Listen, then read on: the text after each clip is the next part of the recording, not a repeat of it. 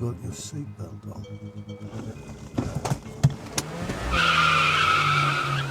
Nowadays, everyone is so savvy with special effects and camera tricks. The one thing that we wanted to do with the scene is to make it look as if the actual actors went from dialogue into the crash and then out of the car. So the whole thing, you just think that the actors were the ones that did it, and therefore you always stay in the world of Utopia.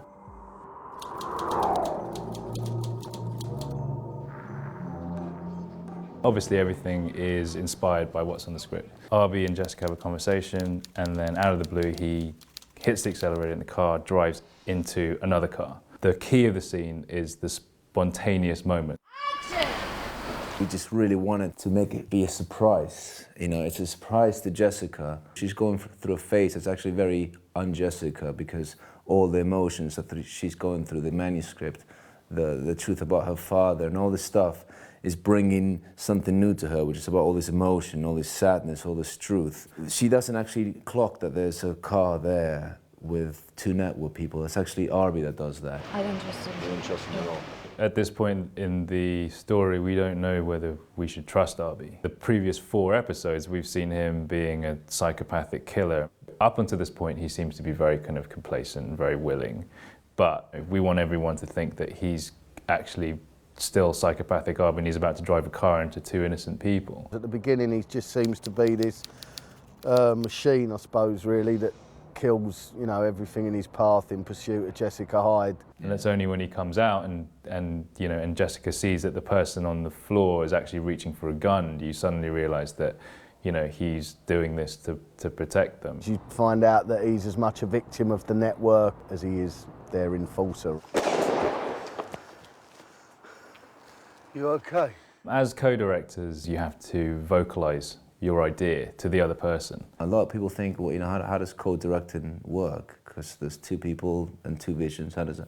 It's more common among brothers, right? I don't know why, but I think the reason why we're not brothers. We spend a lot of time in pre-production just talking, really, and you can probably see from around the room, and we do come up with that one vision in pre-production. We started drawing a really basic camera diagram. What we always like to do with these kind of complicated scenes is really kind of go out and, you know, and shoot tests. One of us sat in the back with a DSLR camera. We've got 2 people. Alex was one of them. We've got like one of the production coordinators sit in the front, and we just kind of ran it and put the camera in different places and just to roughly see what felt good and also what we would need. What's going to be the best, most impactful hit? You know, it's going to be head-on collision. It's going to be from the side. Do we wanted the car to spin out of control? Thanks with Gordon, the stunt coordinator as well, we came very quickly to the realization that hitting it, you know, on the side would be the most impactful. This car's been slightly weakened on the other side, so it gets a nice smash on the side of it, so it really crumples the car. Because we want it to be a seamless shot, we'd have to go from real actors to stunt people in what seems like a continuous shot. We went out and we filmed a very basic version of the final scene, just to see where we could hide these cuts. So one of the places that we're going to hide it is at the moment when Arby says, "Have you got your seatbelt on?" And then we pan back to the windscreen and the car starts, because at that point, you know, the camera would move a little bit, or that in the move could be a place that we could put one of the cuts. The second place would be when we come out of the back of the car and use the back of the driver's seat as a wipe, as a, you know, find at least one black frame that we could then, you know, cut between 2 of the things. You can come up with plans, but when you start filming it, it all goes out the window. It started raining first thing, so we had to wait 2 hours in the rain. And we just shot some sort of 3/4, you know, side shots from outside just to do something. We rigged up the car, the back of Arby's sub. All of that is basically to anchor the bazooka base and the camera. It's all basically anchorage and safety. It's to stop the camera going forwards, hitting the stunt performers, and also keeping the 2 stunt performers safe and secure in the seats. The crew are, you know, vastly experienced, and they've done lots and lots of TV and big feature films. And they don't want to just rehash old ideas, and, you know, they really want to kind of push the boat out. All the departments, special effects, health and safety, grip, you know, actors, obviously, camera, etc. Yeah, they all were very up for the challenge. Where are we? For the visual effects, it's 3 shots, it's 3 plates. So one is our actors, we're behind the seat, they do their dialogue, then we accelerate, then we stop, right? We bring back the car, we put our stuntsmen we do the whole crash.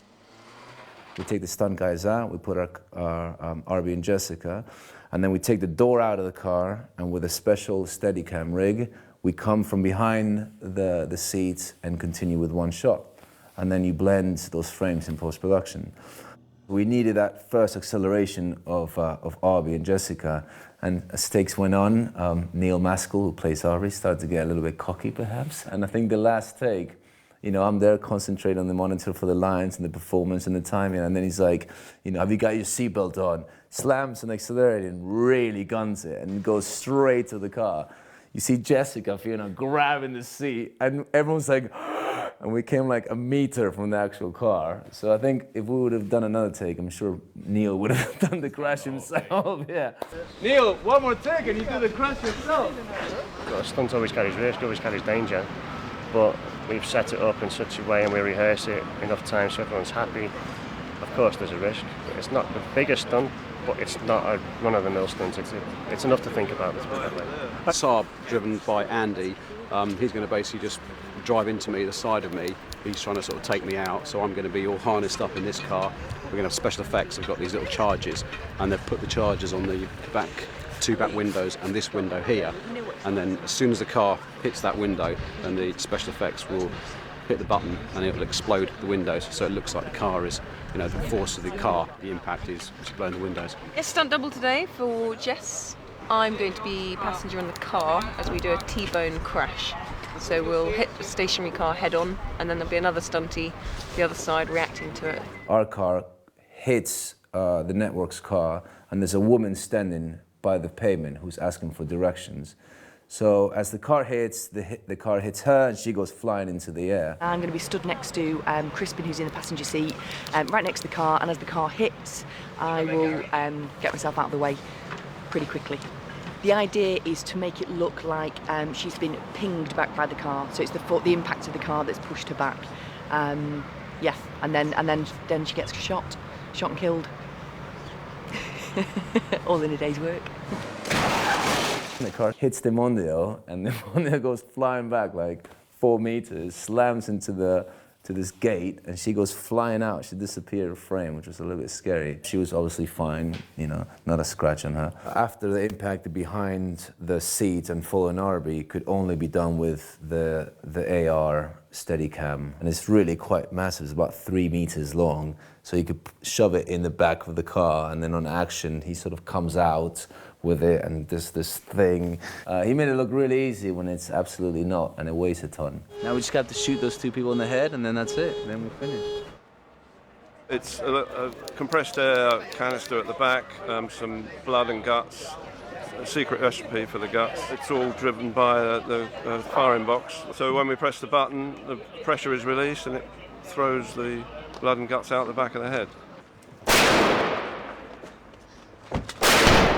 So hopefully, in post-production, this whole sequence of Arby gaining Jessica's trust will feel like this one super energetic, one-shot sort of moment that leaves the audience a bit sort of shocked. The stunt guys weren't wearing anything special, like they weren't wearing any special harnesses. Originally the idea was going to be that once we crashed into the car, she was going to be connected to a wire and they were going to be pulling her out. But they actually thought that was going to be a little bit more dangerous because it felt like it was someone else who's going to have to control her action, and they thought it'd be best for her to do it by herself.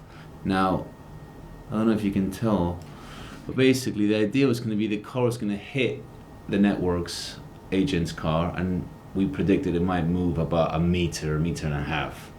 It ended up flying backwards, and she ended up flying out, out of her own will though, for about 3-4 meters that way. So even though it looks incredibly realistic and chaotic and scary, it was all very much planned and organized and choreographed, and everything went perfectly. 2, 4, 5, 4, take 4 on the end. And you read this on the script and you go, oh, I'm sure by the time we get to shoot this is going to get diluted somehow, and it's going to end up being 2 bicycles crashing into each other because that's all the budget there is. But actually, from day one, they said, right, well, this is the most expensive scene in the whole of Utopia first season, and we want it to be massive, but we want it to be big and we want it to be great. No pressure, guys.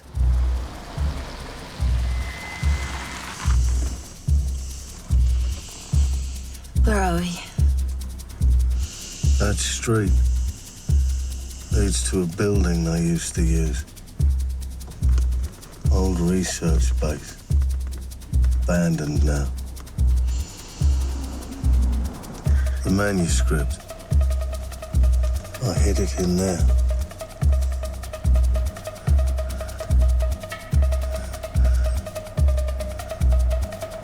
Have you got your seatbelt on?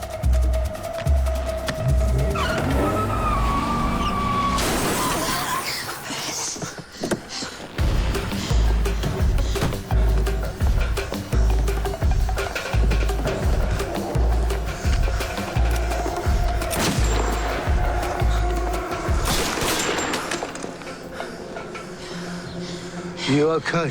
Where'd you get that gun? The cafe, toilet cistern. Let's go.